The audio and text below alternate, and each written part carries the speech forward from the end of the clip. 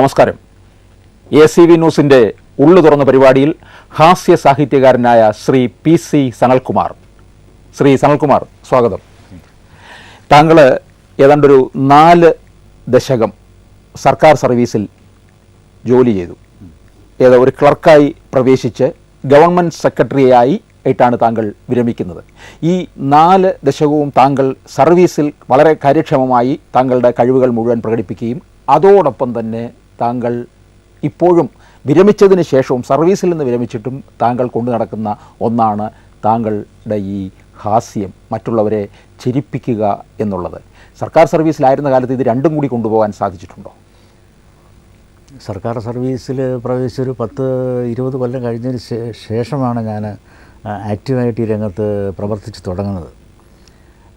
പ്രവർത്തിച്ച് തുടങ്ങിയതിന് ശേഷമുള്ള ഈ കാലം മുഴുവനും വളരെ സജീവമായിരുന്നു. ഇത് രണ്ടും ഒരുമിച്ച് കൊണ്ടുപോകാൻ അനായാസം സാധിച്ചിരുന്നു എന്നാണ് എൻ്റെ വിശ്വാസം. താങ്കൾ ഈ പലപ്പോഴും പറയുകയുണ്ടായിട്ടുണ്ട്, താങ്കൾ ഈ ജോലിയിൽ ഇക്കാര്യത്തിൽ താങ്കളുടെ ഈ ഹാസ്യവും ജോലിയുമായിട്ട് ഒരിക്കലും കൂട്ടിക്കുഴയ്ക്കാറില്ല. ജോലിയുടെ കാര്യത്തിൽ താങ്കൾ ഒരു റോൾ മോഡലായിട്ട് സ്വീകരിച്ചത് ഈ ഉള്ളൂർ എസ് പരമേശ്വര അയ്യരെ ആയിരുന്നു എന്നുള്ളതാണ്. ഉള്ളൂരിനെ സംബന്ധിച്ചിടത്തോളം അത്തരത്തിലുള്ളൊരു ഹാസ്യവും ഒന്നും തന്നെയില്ല, വളരെ ഗൗരവത്തിലുള്ള ഒരു മനുഷ്യനായിരുന്നു. താങ്കളാണെങ്കിൽ അതിൽ നിന്ന് വിപരീതമായിട്ടുള്ള ഒരാളുമാണ്. ശരിയാണ്. ഞാൻ എൻ്റെ ഒരു റോൾ മോഡലായിട്ട് മനസ്സിൽ സങ്കല്പിച്ചിട്ടുള്ള വ്യക്തി ശ്രീ ഉള്ളൂർ എസ് പരമേശ്വരയ്യരാണ്. അദ്ദേഹം നമ്മുടെ കേരളത്തിൻ്റെ ദിവാൻ പേഷ്കാറായിരുന്നു. എന്ന് പറഞ്ഞാൽ നമ്മുടെ ചീഫ് സെക്രട്ടറി ഉദ്യോഗത്തിന് അതുതന്നെയാണ്. അന്നത്തെ ദിവാൻ പേഷ്കാർ എന്ന് പറയുന്നത് നമ്മുടെ ചീഫ് സെക്രട്ടറിയാണ്.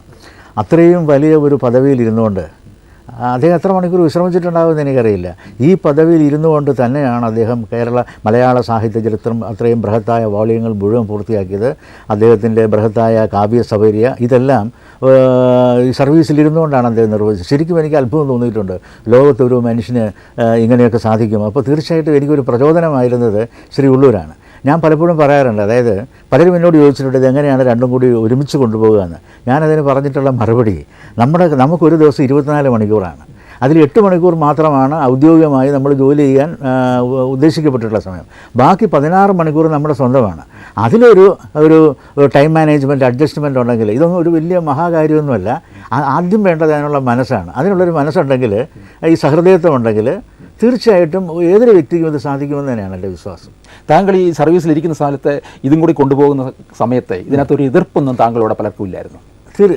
എതിർപ്പെന്ന് പറയുമ്പോൾ ഈ ഒന്നാം സർക്കാർ സർവീസിൻ്റെ ഒരു പ്രത്യേകത, തമാശ അംഗീകരിക്കാൻ തയ്യാറാകത്തില്ല. അത് സർക്കാർ ഉദ്യോഗസ്ഥന്മാരുടെ ഒരു ലോകം എന്ന് പറയുന്ന ഒരു പ്രത്യേക ലോകമാണ്. അത് നമ്മൾ പലരും ചൂണ്ടിക്കാണിയിട്ടുള്ളതിൽ ഏറ്റവും അസഹിഷ്ണുക്കളാണ്. മലയാള ഭാഷയിൽ പറഞ്ഞാൽ പാരകൾ എന്നൊക്കെ പറയുമല്ലോ. ആ സ്വഭാവമുള്ള ധാരാളം ആൾക്കാർ സ്വാഭാവികമായിട്ടും ഉണ്ടാകും. അവരുടേതായിട്ടുള്ള ചില മുറുമുറുക്കലുകളും ഡീമോറലൈസേഷനൊക്കെ നടത്തിയിട്ടുണ്ടാവാം, ഇല്ലെന്ന് ഞാൻ പറയുന്നില്ല. പക്ഷേ ഞാൻ അതിനെ ഒന്നും മൈൻഡ് ചെയ്യുന്ന ആളായിരുന്നില്ല. കാരണം എനിക്ക് ദൈവം തന്ന ഒരു കഴിവ് അത് ഹൃദയത്തിൽ കെട്ടിപ്പൂട്ടി വെക്കാനുള്ളതല്ല. അതിന് ദൈവം ഉദ്ദേശിച്ചിട്ടുള്ള ചില നിയോഗങ്ങളുണ്ട് എന്ന് മനസ്സിലാക്കിക്കൊണ്ട് ഞാൻ അതിനാണ് പ്രാധാന്യം കൊടുത്തത്. അതുകൊണ്ട് എനിക്കെതിരെ ആരെങ്കിലും വിമർശിച്ചിട്ടുണ്ടാകാം, ചിലപ്പോൾ തീർച്ചയായിട്ടും ഉണ്ട്. കാരണം ഈ IAS ഉദ്യോഗസ്ഥനെന്തിനാണ് തമാശ പറയുന്നത്? ഞാൻ ഈ എഴുത്ത് മാത്രമായിരുന്നില്ല, ഞാൻ ശരിക്കും പറഞ്ഞാൽ ഒരു പെർഫോമറായിരുന്നു. ഞാൻ ഏതാണ്ട് 3500-ലധികം വേദികളിൽ ഈ കഴിഞ്ഞ 30 കൊല്ലത്തിനിടയിൽ ഞാൻ സംബന്ധിച്ചിട്ടുണ്ട്. അപ്പോൾ ഇതിനൊക്കെ വിമർശനം ഉണ്ടായിക്കാണ്, എന്തിനാണ് IAS ഉദ്യോഗസ്ഥൻ. പക്ഷേ ഞാൻ അതിനെ മൈൻഡ് ചെയ്തിട്ടേ ഇല്ല. ഈ IAS-കാരിൽ സാധാരണ തമാശക്കാർ കുറവല്ലേ? അങ്ങനെ പറയാൻ പറ്റില്ല. കാരണം സാഹിത്യ അക്കാദമി അവാർഡ് വാങ്ങിയ 4 പേര് IAS-കാരാണ്. ഇപ്പോൾ ഏറ്റവും ഒടുവിൽ കളിയും കാര്യവും എന്ന പുസ്തകത്തിന് ഇപ്പോൾ ഇന്നലെയാണല്ലോ അത് പ്രഖ്യാപിച്ചത്, മിനിയാന്ന്. ശ്രീമതി ലളിതാംബിക മാഡമാണ് ഏറ്റവും ഒടുവിൽ ഹാസ്യസാഹിത്യത്തിന് സാഹിത്യ അക്കാദമി അവാർഡ് കിട്ടിയ IAS-കാരി. CP നായർ, ജിജി തോംസൺ. ഈ IAS-കാരിൽ ആരെങ്കിലും താങ്കൾ അങ്ങനെ മാതൃകയാക്കിയിട്ടുണ്ടോ? ഹാസ്യത്തിൻ്റെ കാര്യത്തിലായാലും അല്ലെങ്കിൽ തൊഴിലിൻ്റെ കാര്യത്തിലായാലും? ഹാസ്യത്തിൻ്റെ കാര്യത്തിൽ മാതൃകയാക്കിയിട്ടില്ല, പക്ഷേ വ്യക്തിത്വത്തിൻ്റെ കാര്യത്തിൽ ഞാൻ ആക്കിയിട്ടുണ്ട്. അത് മറ്റാരുമല്ല, ശ്രീമതി ലളിതാംബിക മാഡം തന്നെയാണ്. അതായത് എനിക്ക് പലപ്പോഴും IAS-കാരിൽ വളരെ കുറച്ച് പേര് മാത്രമേ എനിക്ക് ഇഷ്ടപ്പെടാൻ സാധിച്ചിട്ടുള്ളൂ. അവരിൽ ഒരാളാണ് ശ്രീമതി ലളിതാംബിക മാഡം. താങ്കൾ ഈ പ്രത്യേകിച്ച് കളക്ടറായിട്ടൊക്കെ ഇരിക്കുന്ന കാലത്ത് താങ്കളുടെ അടുക്കലൊക്കെ പരാതിയുമായിട്ട് വരുന്ന ആൾക്കാരുടെ ഒരിക്കൽ പറഞ്ഞു കേട്ടിട്ടുണ്ട്, സബ് കളക്ടറായിട്ട് ഇരിക്കുന്ന സമയത്ത് ഈ ഒരു പെൺകുട്ടി ബസ്സിൽ ആൾക്കാർ ശല്യം ചെയ്തുകൊണ്ടിരിക്കും. താങ്കൾക്ക് പരാതിയുമായിട്ട് വന്നു കഴിഞ്ഞപ്പോൾ, ആ കുട്ടി പോയി കഴിഞ്ഞപ്പോൾ താങ്കൾ അതിനൊരു പാരഡിയാണ് അതിൽ എഴുതിയത്. ശരിയാണ്.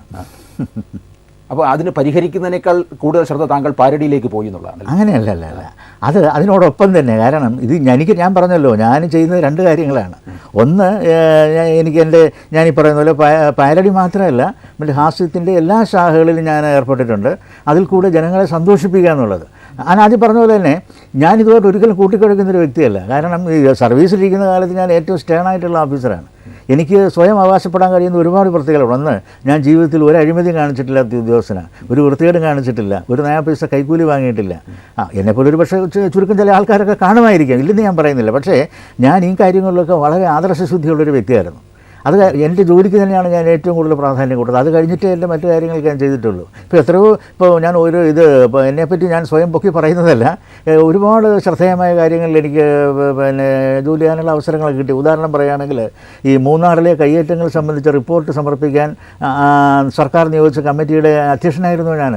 ഏറ്റവും നിഷ്പക്ഷമായിട്ട് ഏറ്റവും ചുരുങ്ങിയ സമയത്തിനുള്ളിൽ ഏറ്റവും സ്തുത്യർഹമായിട്ട് ആ ജോലി ചെയ്തു തീർക്കാൻ എനിക്ക് സാധിച്ചു. അങ്ങനെ എണ്ണി പറയുകയാണെങ്കിൽ ഞാൻ എൻ്റെ ഔദ്യോഗിക ജീവിതത്തിൽ ഒരു കാര്യത്തിലും പരാജയമായിരുന്നില്ല എന്നാണ് ഞാൻ സ്വയം വിലയിരുത്തുന്നത്. അപ്പോൾ ഉദ്യോഗത്തിൻ്റെ കാര്യത്തിലായാലും എഴുത്തിൻ്റെ കാര്യത്തിലായാലും താങ്കൾക്ക് പിന്നിൽ ഒരു പ്രത്യേക ലോബി പ്രവർത്തിച്ചിരുന്നില്ല.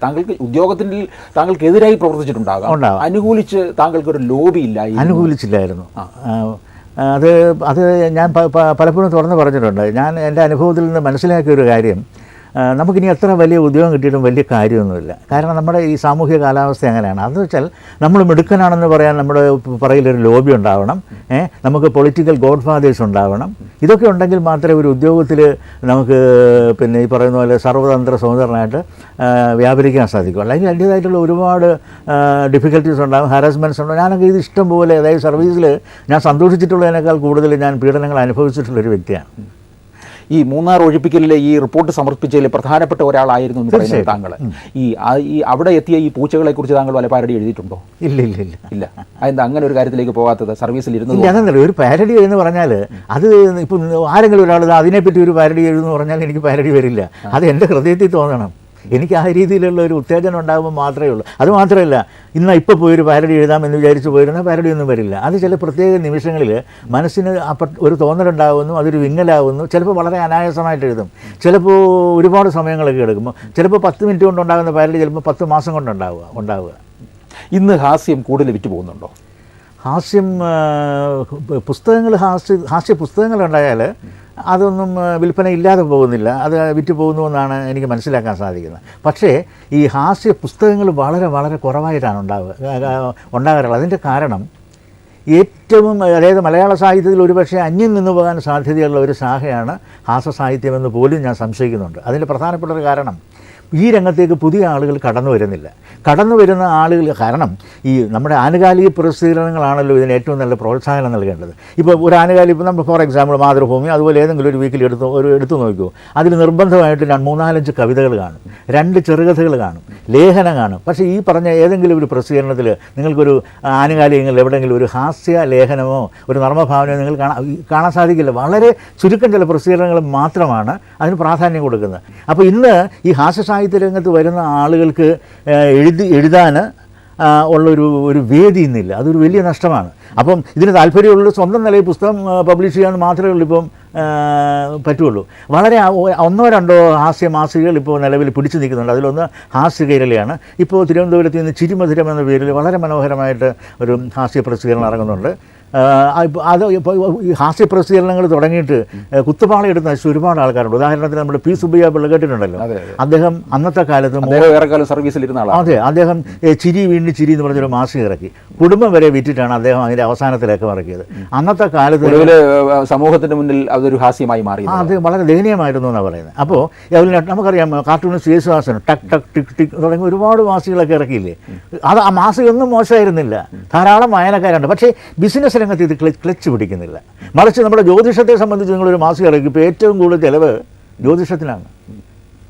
പക്ഷേ താങ്കൾ പറയുന്നു അന്യം നിന്ന് പോകുമെന്ന്. പക്ഷേ അന്യം നിന്ന് പോയാൽ തന്നെയും ഇവിടെ നമുക്ക് കുഞ്ചൻ നമ്പ്യാരും അതുപോലെ VKNനും ഒക്കെ തന്നിട്ടുള്ള ഒരു വലിയ VKNൻ്റെയൊക്കെ വളരെ വളരെ ക്രൂരമായിട്ടുള്ള തന്നെ ഫലിതം ഉണ്ട്. അതൊക്കെ തന്നെ എന്നും നിലനിൽക്കുന്നതല്ലേ?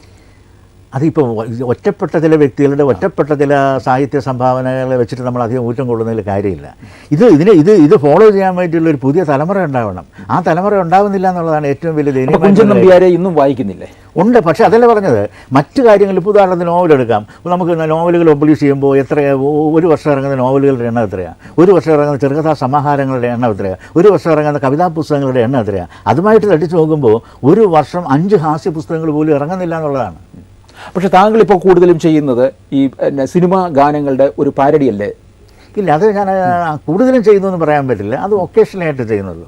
ഞാനിപ്പോൾ ചെയ്യുന്ന എൻ്റെ ഏറ്റവും പ്രധാനപ്പെട്ട ഒരു ബിസിനസ് എന്ന് പറയുന്നത്, ഞാൻ ഒരു വളരെ ഡിമാൻഡുള്ള ഒരു പ്രൊഫഷണൽ സ്പീക്കറാണ്. അപ്പോൾ ഞാൻ തന്നെ രൂപപ്പെടുത്തിയിട്ടുള്ള ഒരു കലാപരിപാടിയുണ്ട്. ഇംഗ്ലീഷിൽ തന്നെ സ്റ്റാൻഡപ്പ് കോമഡി എന്ന് പറയും. മലയാളത്തിൽ അതിന് അത്ര വലിയ ഒരു അധികം അനുകർത്താക്കൾ ഉണ്ടായിട്ടില്ല. ഇപ്പോൾ ചുരുക്കി പറഞ്ഞാൽ കേരളത്തിൽ ഈ പരിപാടി കൈകാര്യം ചെയ്യുന്ന 3 വ്യക്തികളെ ഉള്ളൂ. അതിലൊന്ന് ശ്രീ സുകുമാർ സാറാണ്. അതായത് 1.5 മണിക്കൂർ നേരം ആളുകളെ പ്രസംഗത്തിലൂടെ ചിരിപ്പിക്കാൻ കഴിയുന്ന രീതിയിൽ ഒരു കലാപരിപാടി, അതാണ് ഈ സ്റ്റാൻഡപ്പ് കോമഡി. അവിടെ തമാശ പ്രസംഗം തന്നെയാണ്, ആ പ്രസംഗത്തിലൂടെ തമാശകൾ പറയുകയാണ്. അത് 1.5 മണിക്കൂർ നേരം. ഇതെന്ന് വെച്ചാൽ 2 തമാശ അടുപ്പിച്ച് ചീറ്റിപ്പോയാൽ നമുക്ക് അടുത്ത തമാശയിൽ കിടക്കാൻ പറ്റില്ല. വളരെ റിസ്ക് ആയിട്ടുള്ളൊരു കലാപരിപാടിയാണ് ഏതാ. അപ്പോൾ ആ രംഗത്ത് അത്യഗാധമായിട്ടുള്ളൊരു കോൺഫിഡൻസ് വേണം, നല്ല സെൻസ് ഓഫ് ഹ്യൂമർ വേണം, നല്ല അവതരണ സാമർഥ്യം വേണം, നല്ല ഭാഷ വേണം. ഒരുപാട് ഘടകങ്ങളുണ്ടെങ്കിൽ മാത്രമേ ഒരു സ്റ്റാൻഡപ്പ് കോമഡി വിജയിപ്പിക്കാൻ പറ്റൂ.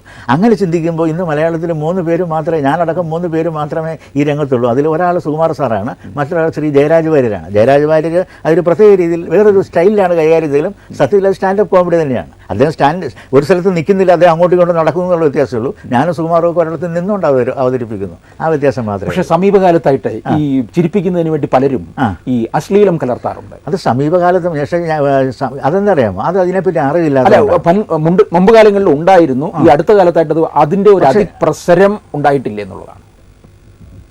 അങ്ങനെ ചെയ്യുന്നവരുണ്ടാകും. പക്ഷേ ഞാനീ പറഞ്ഞ പോലെ ഞാനോ ശ്രീ സുകുമാറോ ശ്രീ ജയരാജ് വാര്യരോ ഒന്നും അങ്ങനെ അശ്ലീലം പറയുന്നതായിട്ട് താങ്കൾ അത് ഉപയോഗിക്കുന്നല്ല പറഞ്ഞത്.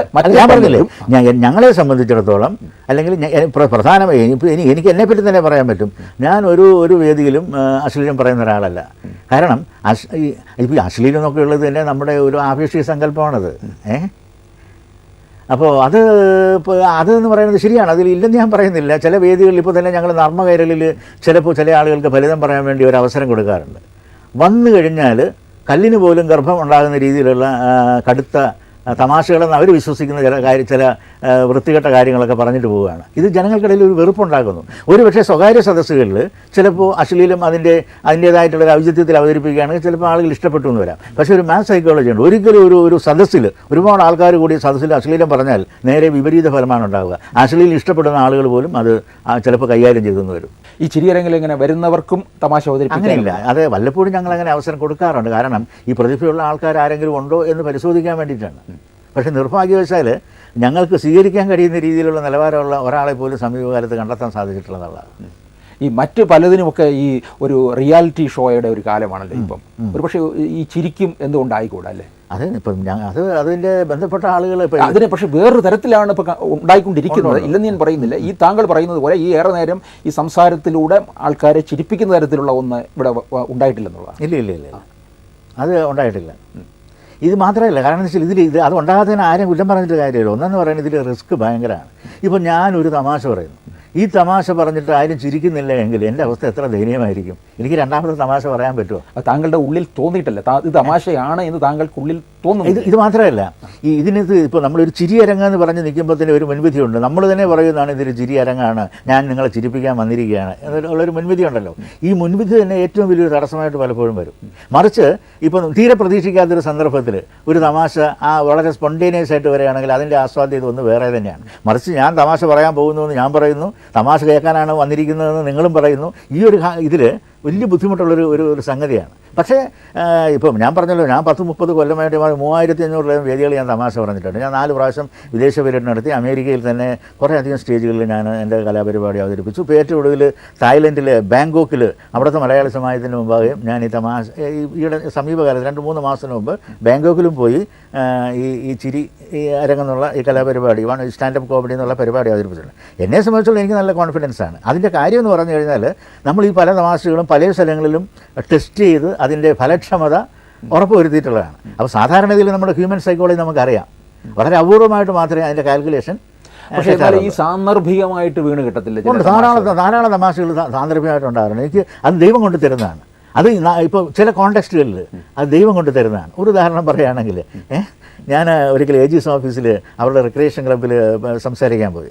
അന്ന് MR ഗോപകുമാർ വിധേയൻ, അദ്ദേഹം പറഞ്ഞു അദ്ദേഹത്തെ സംബന്ധിച്ച് ആളുകൾക്കൊരു തെറ്റിദ്ധാരണയുണ്ട്, അദ്ദേഹം മലയാളിയാണ്.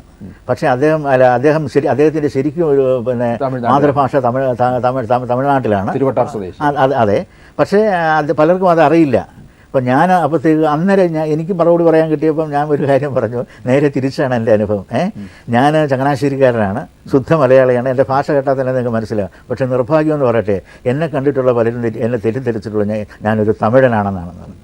അപ്പോൾ ആളുകൾക്ക് ഭയങ്കരമായൊരു സന്തോഷം. കാരണം എന്തോ തമിഴനുമായിട്ട് ബന്ധപ്പെട്ട എന്തോ ഒരു ഒരു ഒരു ഒരു ഔട്ട്ലുക്ക് എനിക്ക് ഉള്ളതുകൊണ്ടായിരിക്കാം ആളുകൾക്ക് അതൊക്കെ ഈ പറഞ്ഞ പോലെ സ്പോണ്ടേനിയസ് ആയിട്ടുള്ള വരുന്നതാണ്. ഈ സ്പോണ്ടേനിയസ് തമാശയ്ക്ക് മറ്റൊരു ഉദാഹരണം എന്ന് പറയുന്നത്, ഒരിക്കൽ എന്നോട് വേളുകൃഷ്ണൻകുട്ടി പറഞ്ഞതാണ്. നമ്മുടെ ഉണ്ടപ്പക്രു സിനിമാ നടൻ്റെ ഉണ്ടപ്പക്രു ഒരു വീട് വെച്ചു, ആദ്യത്തെ വീട് വെച്ചപ്പോഴത്തേക്ക് എല്ലാവരെയും ഒരുപാട് ആൾക്കാർ പാലുകാച്ചിനെ വിളിച്ചു, വേളുകൃഷ്ണൻകുട്ടിയെ വിളിച്ചു. വേളുകൃഷ്ണൻകുട്ടി പോകാൻ മറന്നുപോയി. ഒരു ദിവസം വഴി വെച്ച് കണ്ടപ്പോഴത്തേക്ക് ഉണ്ടപ്പക്രുവിന് ഭയങ്കര പരിഭവം. അപ്പം ചോദിച്ചപ്പോൾ പറയാണ്, എന്നാലും സാറ് വന്നില്ലല്ലോ, ഞാനങ്ങനെ അധികം അലവലാദികളൊന്നും വിളിച്ചിട്ടില്ലായിരുന്നു.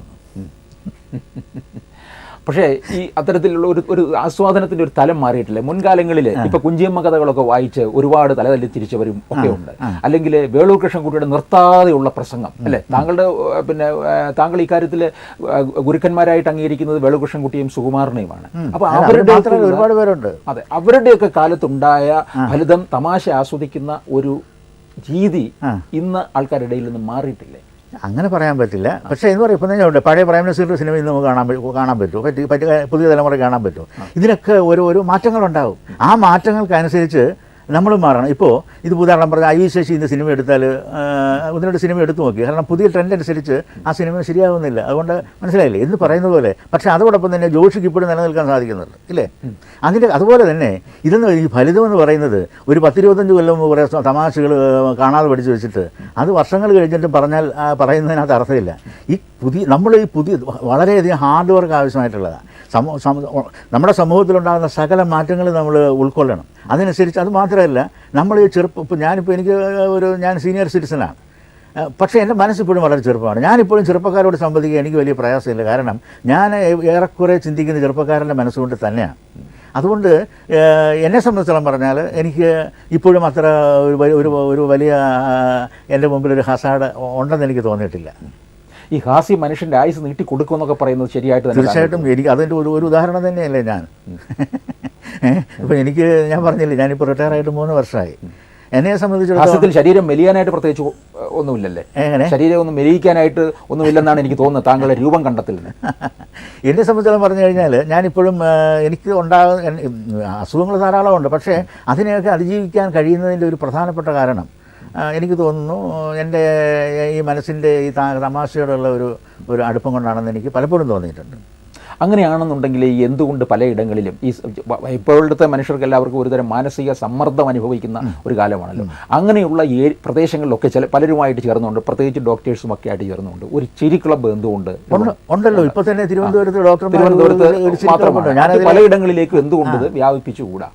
ഇപ്പം മാളയിലാണെന്നുണ്ടെങ്കിൽ ഒരു ചിരി ക്ലബ്ബുണ്ട്. അവിടെ കുറേ എല്ലാ മാസത്തിലും പ്രായമായവർ വന്നിട്ട് ചിരിക്കുക മാത്രമാണ് ചെയ്യുന്നത്. അത് 2 രീതിയിലുള്ള ചിരിയാണ്. അതെന്ന് പറയുന്നത് കൃത്രിമമായിട്ടുള്ളൊരു തരം ചിരിയാണ്. അതായത് കുറേ ആൾക്കാർ കൂടി ഒരു സ്ഥലത്തിരുന്ന് എന്ന് ചിരിക്കുക, അത് ആളുകൾ പറയുക. അങ്ങനെ ചിരിച്ചാൽ പോലും അതിന് പ്രയോജനമുണ്ടെന്നാണ് പറയുന്നത്. പക്ഷേ ഞങ്ങളുടെ ഇതെന്ന് പറയുന്നത് നമ്മൾ ആ രീതിയിലുള്ളൊരു ചിരിയല്ല. ആളുകളിലെ നമ്മുടെ സർഗാത്മകത ഉപയോഗിച്ച് ആളുകളെ ചിരിപ്പിക്കുക. മറ്റതിനകത്ത് സർഗാത്മകതയൊന്നുമില്ല. ഒരു ഗ്രൗണ്ടിൽ പോയി നിൽക്കുക, എല്ലാ ആൾക്കാരും കൂടെ അങ്ങ് ചിരിക്കുക, കുറേ അതൊരു എക്സർസൈസാണ്. ഏതായാലും ശരി, അതൊരു നല്ല ആശയം തന്നെയാണ്. ഇപ്പോൾ തിരുവനന്തപുരത്ത് തന്നെ ഞാൻ സജീവമായിട്ട് പ്രവർത്തിക്കുന്ന നർമ്മ കൈരളിക്ക് പുറമെ ഇപ്പോൾ ഈ സമീപകാലത്ത് ഉണ്ടായിട്ടുള്ള ഒന്നാണ് ഈ ഡോക്ടർമാർ താല്പര്യമെടുത്തുണ്ടാക്കിയിട്ടുള്ള ചിരി ക്ലബ്ബ്. അതിലും കുറേയധികം ആൾക്കാർ എല്ലാ മാസവും പങ്കെടുക്കുന്നുണ്ട്. ഇത് വ്യാപിക്കണമെന്ന് തന്നെയാണ് എൻ്റെ ആഗ്രഹം. ഈ പറഞ്ഞ പോലെ വെറുതെ ഇങ്ങനെ എക്സർസൈസ് എന്നുള്ള രീതിയിൽ ചിരിക്കുന്ന ഒരു ക്ലബ്ബായ പോലും അത് നല്ലത് തന്നെയാണ്. പക്ഷേ എന്ത് കാരണം കൊണ്ടാണ് ആളുകൾ അതിന് മുൻകൈ എടുക്കാത്തതെന്ന് എനിക്കറിയില്ല. ഈ വേദന അനുഭവിക്കുന്ന ഈ രോഗികളുടെ അടുക്കൽ ഈ സംഗീതവുമായിട്ട് എത്തുന്ന രീതിയുണ്ട്, അതുപോലെ തന്നെ ചെയ്യാൻ കഴിയുന്ന ഒന്നല്ലേ ഈ പറയുന്നത്? തീർച്ചയായിട്ടും. പക്ഷേ അതിന് ഞാൻ പറഞ്ഞില്ലേ, ഇപ്പം അതിനുവേണ്ടി ആരെങ്കിലും എന്നെയോ എൻ്റെ സംഘടനയോ വിളിക്കുകയാണെങ്കിൽ ഒരു നയാ പൈസ പോലും പ്രതിഫലമില്ലാതെ അവിടെ പോയി അവരെ ചിരിപ്പിക്കാൻ ഞങ്ങൾ തയ്യാറാണ്. ഇപ്പം ഞങ്ങൾ തന്നെ ഇവിടെ RCC പോയി ഞങ്ങളൊരു പ്രോഗ്രാം നടത്തി. ഞാൻ 2 പ്രാവശ്യം മനോരോഗ ആശുപത്രിയിൽ രോഗം മാറിയ രോഗികൾക്കും അവിടുത്തെ ഡോക്ടർമാരുടെയും മാനസിക സന്തോഷത്തിന് വേണ്ടി ഞാൻ പോയി സംസാരിച്ചിട്ടുണ്ട്. ഇങ്ങനെയുള്ള സ്ഥലങ്ങളിൽ ഇപ്പം തന്നെ ഞാൻ ഇവിടുത്തെ 3 ജയിലുകളിലും ഞാൻ പോയി സംസാരിച്ചിട്ടുണ്ട്. ഇതിനൊന്നും ഒരു നയാ പൈസ പോലും നമ്മൾ പ്രതിഫലം വാങ്ങിയിട്ടില്ല. അപ്പോൾ അങ്ങനെ ക്ഷണിക്കുകയാണെങ്കിൽ തീർച്ചയായിട്ടും ഞാൻ പോകാൻ തയ്യാറാണ്.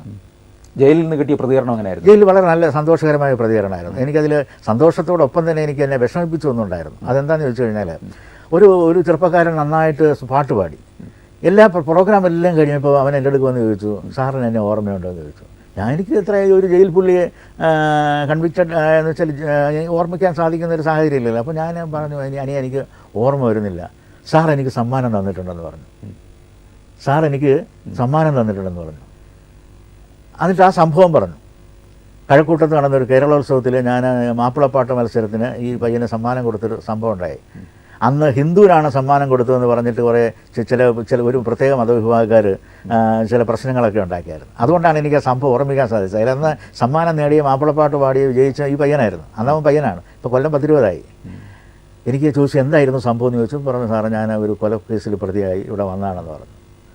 അതെനിക്ക് വളരെ വിഷമമുണ്ടായി. അപ്പോൾ അവൻ പറഞ്ഞു, ഇങ്ങനെ എനിക്ക് ആരെയും കൊല്ലണമെന്ന് ആഗ്രഹമില്ലായിരുന്നു, എന്നെ ഒരുപാട് ഉപദ്രവിച്ചു, എന്നെ ചീത്ത വിളിച്ചു, എന്നെ നിലത്ത് ഇട്ട ഒരുപാട് ചവിട്ട് കടിക്കുകയും ചെയ്തപ്പോൾ അപ്പോഴത്തെ പ്രതിരോധത്തിന് അടുത്ത് കിടന്ന ഒരു ഇരുമ്പ് തണ്ടെടുത്ത് ഞാൻ തലയ്ക്കിട്ടണ കൊടുത്തു, അവൻ മരിച്ചുപോയി. അതായിരുന്നു സംഭവം.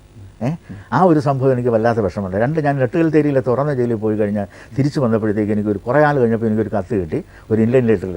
അന്ന് സാർ ഇവിടെ വന്ന് ഞങ്ങളെയൊക്കെ ഭയങ്കരമായിട്ട് ചിരിപ്പിച്ചു. അന്ന് സാറിൻ്റെ പാട്ടൊക്കെ കേട്ട് ഞങ്ങൾ സന്തോഷിച്ചു. ഞങ്ങൾ പലപ്പോഴും സാറിൻ്റെ പാട്ടിൻ്റെ കാര്യത്തെപ്പറ്റി പറയാറുണ്ട്. എനിക്കൊരു വലിയ ആഗ്രഹമുണ്ട്, സാറിൻ്റെ പുസ്തകത്തിൻ്റെ ഒരു കോപ്പി, സാറ് പാരഡി എഴുതിയ പുസ്തകമുണ്ടല്ലോ, അതിൻ്റെ ഒരു കോപ്പി എനിക്ക് അയച്ചു തരണമെന്ന് പറഞ്ഞ് എനിക്കൊരു കത്ത് കിട്ടി. മൊട്ടമൂട് എന്ന് പറയുന്ന സ്ഥലത്തുള്ള ഒരു ചെറുപ്പക്കാരനാണ് എനിക്ക് കത്തയച്ചത്.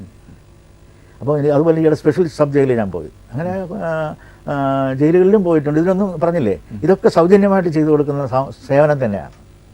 ഈ താങ്കൾ ഇതിൻ്റെ ഒരു പ്രത്യേകത എന്ന് പറയുന്നത് നിരീക്ഷണമാണ്. തീർച്ചയായിട്ടും ഒരു മറ്റ് രീതിയിലുള്ള ചിന്ത പിന്നീടേ വരുന്നുള്ളൂ. പക്ഷേ നിരീക്ഷണത്തിന് എപ്പോഴും എല്ലാവരും നിരീക്ഷണത്തിന് വിധേയരായിക്കൊണ്ടിരിക്കുകയാണ്. അതെ. ഞാനിപ്പോൾ ഉദാഹരണം പറയുകയാണെങ്കിൽ ഇപ്പോൾ 2 പ്രാവശ്യം ഞാൻ ജില്ലാ കളക്ടറായി. ഈ ജില്ലാ കളക്ടറായിരിക്കുമ്പോൾ തന്നെ എൻ്റെ മുമ്പിൽ വരുന്ന എത്രയോ ആളുകളുണ്ട്, ഓരോ പരാതികളായിട്ട് വരുന്നുണ്ട്. ഞാൻ അറിയാതെ തന്നെ ഇവരുടെ മാനറിസം ശ്രദ്ധിക്കാറുണ്ട്, ഇവരുടെ പ്രസൻറ്റേഷൻ. അവരുടെ പരാതിയുടെ ഗൗരവം താങ്കൾ അങ്ങനെ അർത്ഥമില്ല. അത് രണ്ടും ഒരുമിച്ച് പോകുന്നത് തന്നെയല്ലേ. ഇപ്പോൾ ഡ്രൈവ് ചെയ്യുന്ന കൂട്ടത്തിൽ നമ്മൾ പാട്ട് കേൾക്കുന്നില്ല, ഡ്രൈവിംഗ് അപകടം ഉണ്ടാക്കുന്നില്ല, നമ്മൾ പാട്ട് പാടും. അത് അതിൻ്റെ കൂടെ പോകുന്ന സംഗതിയാണ്. അപ്പോൾ അതാ ഞാൻ ചോദിച്ചത്, കളക്ടറായിട്ടിരിക്കും പ്രത്യേകിച്ച് വല്ല സംഘർഷ പ്രദേശങ്ങളിലൊക്കെ പോയി കഴിഞ്ഞാലും താങ്കളുടെ നിരീക്ഷണം മറ്റൊരു തരത്തിലല്ല. അത് സ്വാഭാവികമായിട്ടുള്ള നിരീക്ഷണം എപ്പോഴും ഉണ്ടാകും. പക്ഷേ എന്ന് വിചാരിച്ച് നമ്മൾ ആ നിരീക്ഷണത്തിലേക്ക് അങ്ങ് മുഴുകാറില്ല. ഞാൻ ആദ്യം തന്നെ പറഞ്ഞല്ലോ, എൻ്റെ ഏറ്റവും പ്രധാനപ്പെട്ട ജോലി എന്ന് പറയുന്നത് എൻ്റെ ഇപ്പോൾ ഒരു സർക്കാർ ജോലി ഉദ്യോഗസ്ഥൻ എന്നുള്ള നിലയിൽ സർക്കാർ ഏൽപ്പിച്ച ആ ജോലിക്ക് തന്നെയാണ് പ്രാധാന്യം. പക്ഷേ അതിൽ ഞാൻ കാണുന്നൊരു സന്തോഷം എന്ന് പറയുന്നത്, എനിക്ക് ഏറ്റവും നന്നായിട്ട് ജോലി ചെയ്യാൻ സാധിച്ചിരുന്നുവെങ്കിൽ, അല്ലെങ്കിൽ അതിന് പ്രധാനപ്പെട്ട കാരണം ഈ മറ്റു കാര്യങ്ങളിൽ നിന്ന് ഞാൻ സമാഹരിക്കുന്ന ഒരു വലിയ സർഗാത്മകതയുടെ ഒരു ഊർജ്ജമുണ്ട്. ഈ ഊർജ്ജമാണ് എന്നെ മറ്റു കാര്യങ്ങൾ ഏറ്റവും എഫക്റ്റീവായിട്ട് ചെയ്യാനായിട്ട് സഹായിച്ചിട്ടുള്ളത്. ഈ താങ്കളുടെ അത്തരത്തിലുള്ള നിരീക്ഷണവും അത്തരത്തിലുള്ള ഒരു മനസ്സും ഉള്ളതുകൊണ്ട് ഒരുപക്ഷെ മറ്റ് IAS ആരെങ്കിലും താങ്കളെ പറ്റി പറഞ്ഞിട്ട് പരാതിയോ അല്ലെങ്കിൽ ആക്ഷേപിക്കുകയോ ചെയ്തിട്ടുണ്ടോ? അദ്ദേഹത്തെ അങ്ങോട്ട് വിട്ടിട്ട് കാര്യമില്ല, അദ്ദേഹമല്ല ഒരു തമാശ മട്ടിൽ കാണുന്നവനാണ്. അങ്ങനെ ഏതെങ്കിലും വ്യക്തിയെ ഏതെങ്കിലും ഒരു പ്രത്യേക വ്യക്തിയുടെ പേരൊന്നും എടുത്ത് പറയാൻ സാധിക്കില്ല. പക്ഷേ അങ്ങനെ ഒരു ധാരണ ഉണ്ടാക്കാൻ ചിലരെങ്കിലും ശ്രമിച്ചിട്ടുണ്ട്. അത് എനിക്ക് മനസ്സിലാക്കാൻ സാധിച്ചത്, എനിക്ക് മലയാള സാഹിത്യത്തിലെ ബിരുദാനന്തര ബിരുദം കഴിച്ച ആളാണ്. അതുകൂടാതെ തന്നെ എനിക്ക് വേറെയും പോസ്റ്റ് ഗ്രാജുവേഷൻസ് ഒക്കെ ഉണ്ട്. അതുപോലെ തന്നെ ഇപ്പോൾ എൻ്റെ ഏറ്റവും വലിയൊരു അംഗീകാരം എന്ന് പറയുന്നത് എൻ്റെ പുസ്തകത്തിന് സാഹിത്യ അക്കാദമി അവാർഡ് കിട്ടി എന്നുള്ളതാണ്. മനസ്സിലായില്ലേ? അതായത് എനിക്ക് മലയാള ഭാഷ നന്നായിട്ട് കൈകാര്യം ചെയ്യാൻ അറിയാം. എനിക്കറിയാം, ഒരു പക്ഷേ ഇന്ന് കേരളത്തിലെ IASകാരിൽ ഇപ്പോൾ പബ്ലിക് റിലേഷൻസ് ഡയറക്ടർ എന്ന് പറയുന്ന ഒരു ഉദ്യോഗത്തിന് ഏറ്റവും അർഹനായിട്ടുള്ളൊരു വ്യക്തി ഞാൻ തന്നെ ആയിരുന്നു എന്ന് എനിക്ക് വിശ്വസിക്കാൻ കഴിയും. മനസ്സിലായില്ലേ? പക്ഷേ ഒരിക്കൽ പോലും എന്നെ ആ തസ്തികയ്ക്ക് പരിഗണിച്ചിട്ടില്ല. അതിൻ്റെ കാര്യമെന്ന് പറയുന്നത്, ഇത് നമ്മളെ ഏതെങ്കിലും ഒരു നല്ല തസ്തികയിലേക്ക് പരിഗണിക്കാനായിട്ട് ശ്രമിക്കുമ്പോൾ തന്നെ ഈ പാരകൾ ഏതെങ്കിലും രീതിയിൽ ബന്ധപ്പെട്ട മന്ത്രികളെടുക്കുമ്പോൾ അയാൾ പാട്ടൊക്കെ പാടുന്ന ഒരാളാണ്. മനസ്സിലായി? ആളുകൾക്ക് ഒരു മുൻവിധിയുണ്ട്. ഇത് കാരണം ഒരുപാട് അധികാരപ്പെട്ട ഉദ്യോഗങ്ങൾ എനിക്ക് നഷ്ടപ്പെട്ടിട്ടുണ്ട് എന്നാണ് എനിക്ക് തോന്നിയിട്ടുള്ളത്. അത് പാട്ട് പാടുക മാത്രമല്ല, ഇത്തരത്തിലുള്ള പാരഡി പാട്ടുകൾ പാടുന്നു എന്നുള്ളത് കൊണ്ടും കൂടിയാണ് അല്ലേ? അതല്ലേ ഒന്നാമത്തെ കാര്യം. പാട്ട് പാടുന്ന കളക്ടർ പിന്നെയും നമുക്ക് ഉണ്ടായിട്ടുണ്ടല്ലോ. പാട്ട് പാടുന്ന ഒരു കളക്ടറെങ്കിലും ഉണ്ടായിട്ടുണ്ട്, ഒരാളെ ഉണ്ടായിട്ടുള്ളൂ. താങ്കളെ അങ്ങനെ ഉപദ്രവിച്ചവർ ഇന്നും സർവീസിലുണ്ടോ? എങ്ങനെ ഉപദ്രവിച്ചു എന്ന് പറയാൻ പറ്റും. ഉപദ്രവം താങ്കൾ വേറൊരു പദവിയിൽ എത്തേണ്ട ഒരാളെ ആ തരത്തിൽ പാര വെച്ച് മാറ്റി നിർത്തി അത് അപ്പോൾ അത് എനിക്കിപ്പോൾ അതിനെ സംബന്ധിച്ചിപ്പോൾ ഒരു ഈ അത്രയും വ്യക്തമായ തെളിവുകളൊന്നും എനിക്ക് ഹാജരാക്കാൻ പറ്റില്ല. പക്ഷേ ഞാൻ അത് മനസ്സിലാക്കിയിട്ടുണ്ട് ആ രീതിയിൽ. പക്ഷേ എന്നെ സഹായിച്ചിട്ടുള്ള വളരെ നല്ല വ്യക്തികളൊക്കെ ഉണ്ട്. ഉദാഹരണം പറയുകയാണെങ്കിൽ ടി ബാലകൃഷ്ണൻ എന്ന് പറയുന്ന IAS ഓഫീസറുണ്ടല്ലോ. എൻ്റെ ഔദ്യോഗിക ജീവിതത്തിൽ എനിക്ക് ഒരിക്കലും അദ്ദേഹത്തെ മറക്കാൻ സാധിക്കില്ല. കാരണം അദ്ദേഹം ഈ പറയുന്ന പോലെ ഒരു ഈ എൻ്റെ ഒരു വിലയിരുത്തൽ ഒരു ജമ്മായിരുന്നു. അതുപോലെ തന്നെ ഇപ്പോൾ ഏറ്റവും ഒടുവിൽ ഹാസ്യ സാഹിത്യത്തിന് അവാർഡ് കിട്ടിയ ലളിതാംബി IAS ആ മാഡം. അതുപോലെ തന്നെ ഇപ്പോൾ എൻ്റെ ഈ പുസ്തകത്തിന് അവതാരി എഴുതി തന്നെ എന്നെ അനുഗ്രഹിച്ച വ്യക്തി അവരാണ്. ഇപ്പോൾ നിങ്ങൾ ക്യൂവിലാണെന്ന് പറയുന്ന ഈ പുസ്തകം മനസ്സിലായില്ലേ. അപ്പോൾ അവരൊക്കെ തന്നെ യാതൊരു അപ്പോൾ അല്ലെങ്കിൽ IASലൊക്കെ അവരെൻ്റെ വളരെ സീനിയർ ഹയറാർക്കിലുള്ള ആൾക്കാരായിരുന്നു. പക്ഷേ ഒരിക്കലും അവരുടെ ഒരു ജൂനിയറായിട്ടുള്ള വ്യക്തിയാണെന്നുള്ള കാരണം കൊണ്ട് അവരാരും തന്നെ ഒരിക്കൽ പോലും എന്നെ ഈ പറയുന്ന പോലെ എന്നെ പ്രോത്സാഹിപ്പിക്കുക മാത്രമേ അവർ ചെയ്തിട്ടുള്ളൂ. അതിലൊക്കെയാണ് അവരുടെ ആ കുലീനത്വവും മാന്യതയും നമ്മൾ മനസ്സിലാക്കണം. അല്ലാതെ പ്രവർത്തിച്ചിട്ടുള്ളവരുണ്ട്, അത് യാതൊരു കഴിവില്ലാത്തവരാ. ഏതാ നമ്മളിപ്പോൾ ഒരു എക്സ്പോഷർ നേടുമ്പോൾ അത് സ്വാഭാവികമായിട്ട് ഏത് തൊഴിൽ മേഖലയിലും ഉണ്ടാകും ആ കുശുമ്പ്. അങ്ങനെയുള്ള ചില കുശുമ്പുകൾ കാണിച്ചിട്ടുണ്ടാവും. അങ്ങനെ എനിക്ക് കുറച്ച് പീഡനങ്ങൾ ഒരു എൻ്റെ ഒരു മേലധികാരി, ഞാൻ പേര് പറയുന്നില്ല, ഒരു മേലധികാരി എൻ്റെ CRL മോശമായിട്ട് എഴുതി. ഈ ഒരൊറ്റ കാരണം അത് ഈ ഒറ്റ കാരണം, അല്ലാണ്ട് വേറെ എന്താണ് കാരണം? ഞാനും അദ്ദേഹം കൂടെ ഒരുമിച്ച് എവിടെയെങ്കിലും പ്രസംഗിക്കുമ്പോൾ എൻ്റെ പ്രസംഗം കേൾക്കുമ്പോൾ ആളുകൾ കൈയടിക്കും. അത് അദ്ദേഹത്തിന് ഇഷ്ടപ്പെടത്തില്ല. മനസ്സിലായില്ല. അദ്ദേഹം സർവീസിലുണ്ടല്ലേ? ഇല്ല, അദ്ദേഹം പിരിഞ്ഞുപോയി. അതൊക്കെ എന്നെ കളക്ക് പ്രായം. അല്ല, അദ്ദേഹം പ്രാസംഗികനായിരുന്നു. പ്രാസംഗികയിൽ ഔദ്യോഗികമായിട്ട് പല ചടങ്ങുകൾക്ക് നമ്മൾ പോകേണ്ടി വരില്ലേ? അങ്ങനെ പോകേണ്ടി വരും. അപ്പോൾ ഇതൊക്കെ അവർക്ക് വേറെ ഒന്നും ചെയ്യാൻ പറ്റില്ല. എന്നാൽ പിന്നെ ഇങ്ങനെ ചെയ്ത് കളയാമെന്ന് വിചാരിച്ച് നമ്മുടെ CR മോശം. പക്ഷേ അതിലൊന്നും എനിക്ക് ബുദ്ധിമുട്ടുണ്ടായില്ല. കാരണം നമുക്ക് ഏതെങ്കിലും ഒരു തലത്തിൽ നമ്മളെ തിരിച്ചറിഞ്ഞിട്ടുള്ള ആൾക്കാരുണ്ട്. അതുപോലെ ഉദാഹരണം പറയുകയാണെങ്കിൽ എന്നെ ഏറ്റവും കൂടുതൽ എനിക്ക് സഹായിച്ചൊരു വ്യക്തി അന്തരിച്ച കടമ്മനിട്ട രാമകൃഷ്ണനാണ്. കാരണം എൻ്റെ ഇങ്ങനെ മോശപ്പെട്ട CR എഴുതിയതിൻ്റെ പേരിൽ എൻ്റെ പ്രൊമോഷൻ പോലും നഷ്ടപ്പെടുന്ന ഒരു സാഹചര്യത്തിൽ എനിക്ക് ഒരു അനുഗ്രഹം ഉണ്ടായത് ഈ ലേഖനത്തിൻ്റെ രൂപത്തിലാണ്. അതായത് മലയാള മനോരമയുടെ വെള്ളി വെളിച്ചം എന്ന ഒരു പങ്ക്തി ഉണ്ടായിരുന്നു. അതിൽ കടമ്മനിട്ട് എഴുതി IASകാരന്മാർ കലാകാരന്മാരാകുന്ന എത്ര നല്ലതെന്ന് പറഞ്ഞൊരു ലേഖനം എഴുതി. ആ ലേഖനത്തിൽ അദ്ദേഹം ആദ്യം പരാമർശിച്ച പേര് എൻ്റെയാണ്. അതിപ്പോൾ ഒരു ക്രോണോളജിക്കലോ അല്ലെങ്കിൽ എബിലിറ്റിയുടെ കാര്യത്തിലൊന്നുമില്ല. അദ്ദേഹത്തിൻ്റെ മനസ്സിൽ ആദ്യം വന്ന പേര് എൻ്റേതായിരിക്കാം. അങ്ങനെ ആ ലേഖനം അന്ന് ചീഫ് സെക്രട്ടറി വായിക്കാൻ, അന്നത്തെ ചീഫ് സെക്രട്ടറി ശ്രീ മോഹൻകുമാറായിരുന്നു. അദ്ദേഹം അത് വായിക്കാനിടയായി. കാരണം അദ്ദേഹത്തിൻ്റെ പുസ്തക പ്രകാശനത്തോട് ബന്ധപ്പെട്ടാണ് കടമ്മനിട്ട് ഈ ലേഖനം എഴുതിയത്. മനസ്സിലായില്ലേ?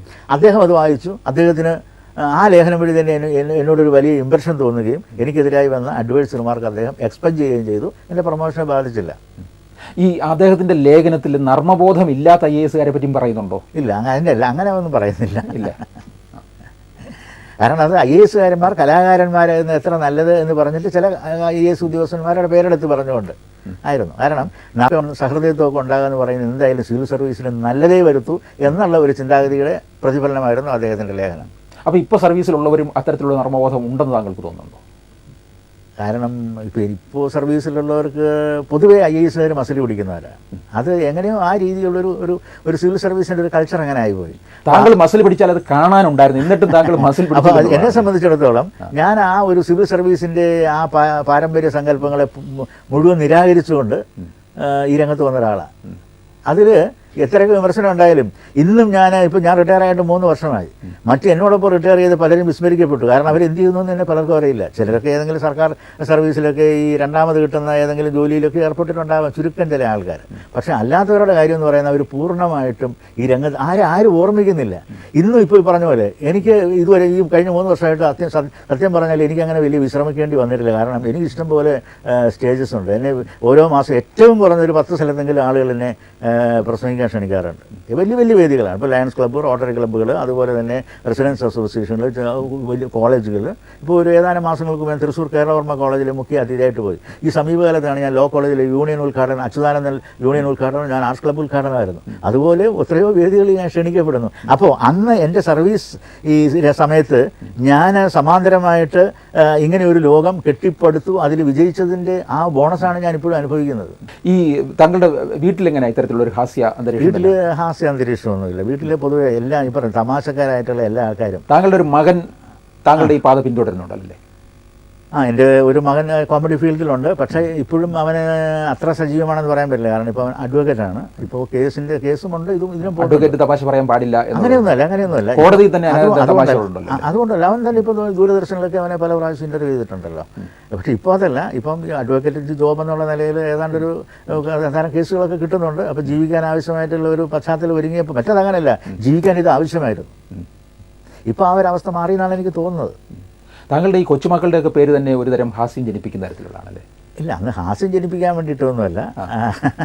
പക്ഷേ കേൾക്കുന്ന ആളുകൾക്ക് അവരുടെ മനസ്സിലത് കുറേ കാലമെങ്കിലും കൗതുകത്തോടെ നിലനിൽക്കണമെന്ന് ആഗ്രഹിച്ചിരുന്നു. അതുകൊണ്ടാണ് അത് പേര് എന്ന് പറയുന്ന ഒരു ഇംഗ്ലീഷ് പ്രാസമാണ് അതിൻ്റെ ഒരു പ്രത്യേകത. മൂത്ത മകൻ്റെ പേര് ടിങ്കിൾ, മകളുടെ പേര് സിമ്പിൾ, ഇളയ മകൻ്റെ പേര് ഹമ്പിൾ.